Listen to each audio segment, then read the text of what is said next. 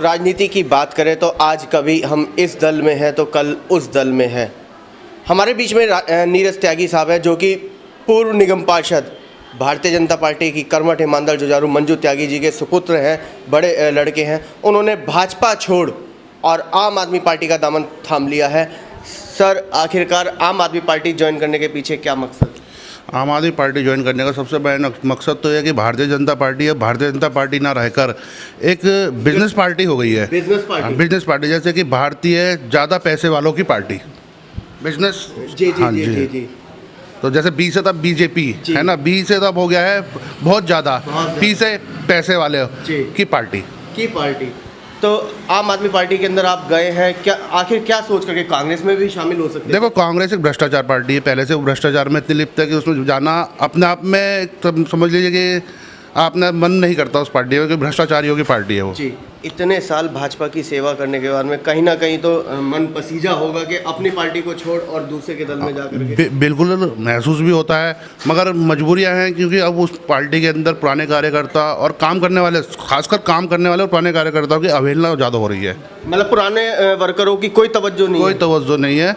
जितने पुराने हैं, जैसे आजकल जो भी नया आ रहा है सिर्फ उसी को पूछा जा रहा है, ना कि पुराने वालों को जैसे अभी कहा गया था, नई पिछले चुनाव में था, नई उड़ान, नई सोच, नई उड़ान। तो अब जो नई सोच है उसी को तवज्जो दी जा रही है। जो पुराने हैं, जिन्होंने भाजपा को बनाया है, खड़ा करा है, जिन्होंने पेड़ लगाया था भाजपा का, उनको दरकिनार किया जा रहा है। क्योंकि ये सवाल हमने सुभाष जैन पूर्व निगम पार्षद से भी पूछा था, तो उनका भी यही कहना था कि भाजपा पुरानों को तवज्जो बिल्कुल नहीं दे रही है। हाँ, बिल्कुल सही कहा उन्होंने।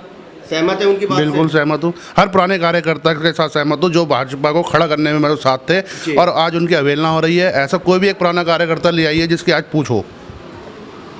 लेकिन नए लोगों की बात करें, वो तो नमो नमो नमो नमो का नाम जप रहे हैं। देखो, अगर नमो नमो जप रहे हैं तो एक सिर्फ नरेंद्र मोदी इस टाइम है। अगर बाई चांस नरेंद्र मोदी को हटा दिया जाए तो भाजपा के पास कौन सा दूसरा विकल्प है?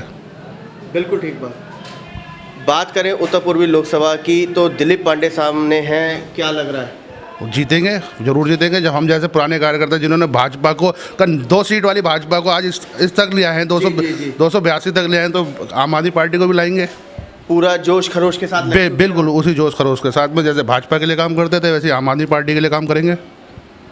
क्या पद मिला है आम आदमी पार्टी? अभी मैंने कोई पद नहीं लिया है, ना अभी मेरी पद लेने की कोई इच्छा है, ना मैं अभी चुनाव तक कोई पद लेने की भी इच्छा नहीं है। काम करूंगा तो पार्टी अपना तवज्जो देगी। अगर मैं पार्टी के काम करूंगा तो पार्टी मेरे हिसाब से पद देगी। मैंने साफ मना कर दिया, मुझे कोई दायित्व नहीं चाहिए, सिर्फ एक आम कार्यकर्ता की तरह काम करूंगा। एक तरफ दिलीप पांडे, दूसरी तरफ मनोज तिवारी।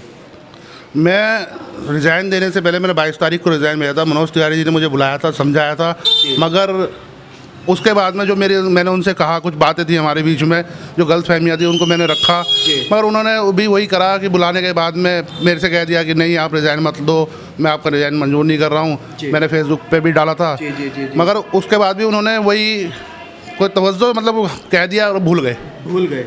मतलब कोई उसके बाद कोई दम नहीं। क्या लग रहा है आपको? एक तरफ मनोज तिवारी होंगे, दूसरी तरफ दिलीप पांडे साहब। देखो, मनोज तिवारी जी का ऐसा है, वो स्टार प्रचारक है, और आज भारतीय जनता पार्टी के सबसे ज़्यादा स्टार प्रचारकों को पार्टी में ला रहे हैं। जैसे मान लीजिए अभी हेमा मालिनी, नहीं वो तो पुराने ही हैं।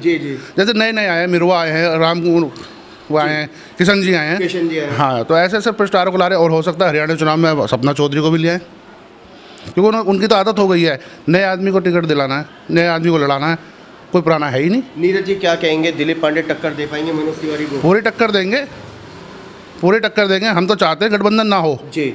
हम, मेरा जो मानना है, मैं चाहता हूँ गठबंधन ना हो। तो अगर कोई गठबंधन होता तो फिर मेरा मानना है कि कांग्रेस के साथ गठबंधन ना हो, क्योंकि अगर गठबंधन होता है तो फिर तो 100% जीत ही रहे हैं। मजा तो जब आएगा जब हम बिना गठबंधन के टक्कर देके जीतेंगे।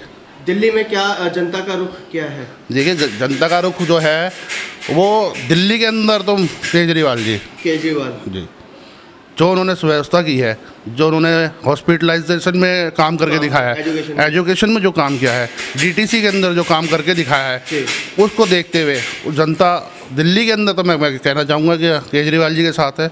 जैसे कि हम भाजपा के होते हुए आज केजरीवाल जी का समर्थन इसीलिए कर रहे हैं कि उन्होंने वाकई में काम करा है।